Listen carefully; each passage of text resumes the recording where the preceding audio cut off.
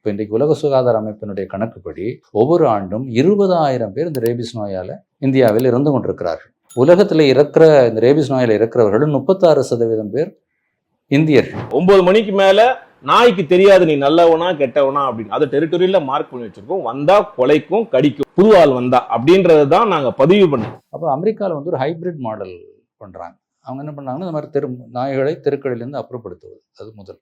ரெண்டாவது, ரொம்ப வயலண்டாக இருக்கிற நாய்கள், அக்ரெசிவாக இருக்கிற நாய்கள், பெரும் நோய் பிடித்த நாய்கள், இவைகளையெல்லாம் கருணை கொலை செய்து விடுவோம். மேட்டர் ஆஃப் டிஆர்பி, எதுக்காக நீங்க இந்த மாதிரியான ஒரு அக்லி கேம் விளையாடி இருக்கீங்கிறது எங்களுக்கு ஒண்ணுமே புரியல. உலக சுகாதார அமைப்பினுடைய கணக்குப்படி அன்றைக்கு 1 கோடி தெருநாய்கள் இருந்திருக்கின்றன. இன்றைக்கு இந்தியாவிலே 6 கோடி தெருநாய்கள் இருப்பதாக உலக சுகாதார அமைப்பு சொல்லுகிறது. அப்போ நம்முடைய மக்கள் தொகையை வச்சு நீங்கள் கணக்கிட்டீங்கன்னா ஒரு 25 பேருக்கு ஒரு தெருநாய் இருக்கிறது.